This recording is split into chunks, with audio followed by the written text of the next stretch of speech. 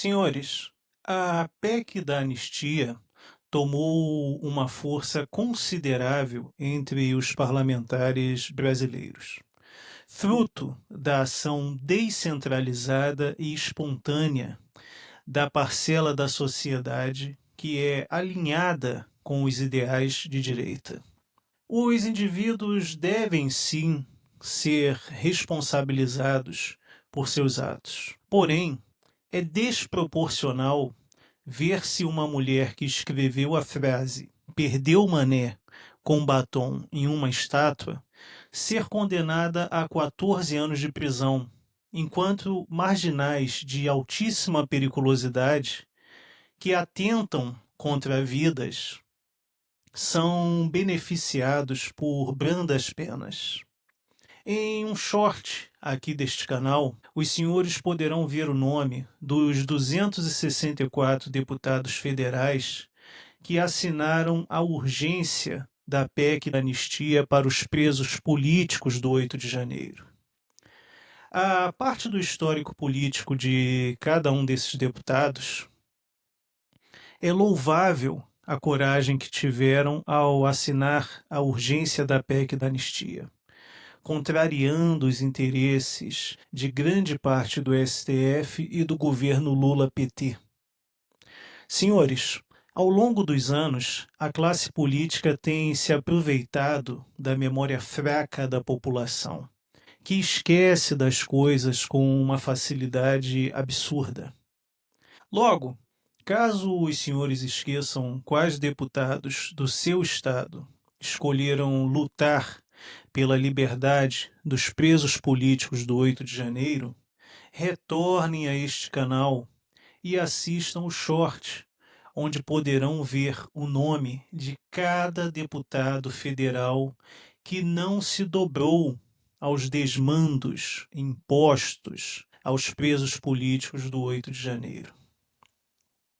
E na nossa democracia relativa, coisas estranhas e desproporcionais acontecem.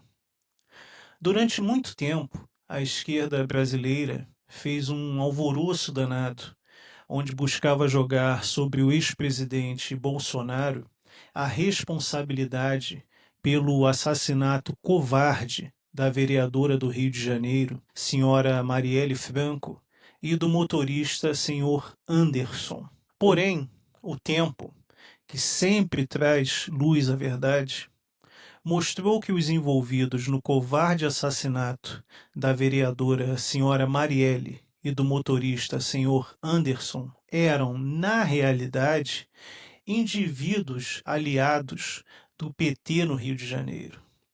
E toda aquela conversa de Marielle presente, de ninguém larga a mão de ninguém, caiu por terra. Não se falava mais na vereadora senhora Marielle. E agora, o ministro senhor Alexandre de Moraes decide dar o benefício de prisão domiciliar para o acusado de premeditar o crime contra a vereadora senhora Marielle. Senhores, a esquerda permanece em silêncio sepulcral. Não se ouve uma só voz de protesto. A mesma esquerda que vibra de felicidade por ver idosos, mulheres, moradores de rua, doentes do 8 de janeiro, todos presos, muitos sem que sequer exista denúncia contra eles, fica em silêncio diante do benefício de prisão domiciliar concedido ao suposto mandante do assassinato de uma mulher que eles, da esquerda, elegeram como símbolo. Senhores, tolo é quem acredita que a esquerda defende princípios. O que a esquerda busca são os fins, não importando os meios para atingi-los. E hoje, o ministro senhor Alexandre de Moraes, que em 2017 foi classificado pela então senadora senhora Gleisi Hoffmann como ruim para a democracia, é um meio para que o governo Lula-PT tenha uma sobrevida. Então, mesmo que o ministro, senhor Alexandre de Moraes, tenha dado o benefício da prisão domiciliar para o acusado de ser o mandante do assassinato da vereadora senhora Marielle, para a esquerda, o que importa mesmo é ter o ministro como um braço de poder contra a liberdade plena de expressão defendida pela direita brasileira. E, senhores, o presidente do STF, ministro senhor Luiz Roberto Barroso, teve um agradável final de semana em Trancoso, na Bahia, em um hotel 5 estrelas de nome Fasano. Claro, como presidente de um dos poderes da República, o ministro senhor Barroso deslocou-se em um jatinho da FAB. Tudo pago com o nosso dinheiro, com os nossos impostos. Em teoria, o ministro iria participar de um congresso na segunda-feira. Porém, decidiu pegar o jatinho da FAB e ir na sexta, para poder curtir um agradável final de semana desfrutando da companhia de sua namorada. E alegrem-se, senhores, as diárias do hotel 5 estrelas, onde o ministro senhor Barroso ficou hospedado, começam com o preço, a bagatela, de R$ 3.000. Sim, R$ 3.000 a diária. E repetindo a memorável frase do ministro senhor Barroso, quando estava diante de um recém-empossado presidente Lula, voltamos à normalidade democrática. E o que seria a tal normalidade democrática tão comemorada pelo presidente do STF, senhor ministro Luiz Roberto Barroso?